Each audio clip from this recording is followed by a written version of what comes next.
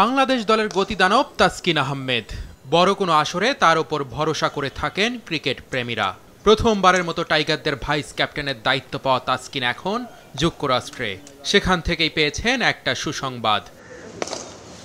পহেলা জুলাই থেকে শুরু হতে যাওয়া লঙ্কান প্রিমিয়ার লিগে দল পেয়েছে তাসকিন আহমেদ। ভিত্তিমূল্য $50,000 তাকে কিনেছে কলম্বো স্ট্রাইকার্স।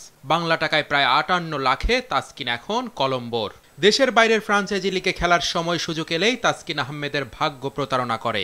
বিসিবির অনাপত্তিপত্র না পাওয়া কিংবা চোট ইস্যুতে একাধিকবার আইপিএলে যেতে পারেননি তিনি। তবে বিসিবি সভাপতি নাজমুল হাসান পাপন জানিয়েছেন, আইপিএল এলপিএল নয়, সবার আগে দেশ। কিনা সব নির্ভর করবে বিশ্বকাপে কি করে আগে দেখে নিই, পারফরমেন্স দেখে বলবো ওর এটা বড় পাওয়া না আর কিছু।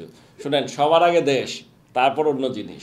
আমরা চাই ওরা ওদের শ্রেষ্ঠ খেলাটা খেলুক বাংলাদেশের জন্য। প্রতিটা খেলোয়াড়, একটা কোনো প্লেয়ারের কথা বলছি না। আমাদের এখানে সবচেয়ে সেরাটা দিক তারা দিতে চেষ্টা তো সবাই করবে, পারুক, মানে সবসময় তো আর হয় না, সবাই তো সব প্রত্যেক দিন করে না ভালো। আশা করি যে তারা তাদের সেরাটা খেলতে পারবে, ভালো একটা খেলা খেলুক। আর তারপর এলপিএল আইপিএল যা যা আছে ওখানে অন্যদেরকে মানে যত সুযোগ পাবে তত আমাদের জন্য ভালো। আমরা খুশি, তারাও খুশি, আমরাও খুশি, কিন্তু দেশের খেলা বাদ দিয়ে না। তাসকিন ছাড়াও লিটন দাস, নাজমুল শান্ত, মুশফিকুর রহিমরাও লঙ্কান প্রিমিয়ার লিগ খেলার জন্য নিজেদের নাম দিয়েছিলেন, কিন্তু দল পাননি। তবে ড্রাফটের আগে সরাসরি চুক্তিতে আইকন ক্রিকেটার হিসেবে মোস্তাফিজুর রহমানকে নিয়েছে ডাম্বুলা থান্ডার্স।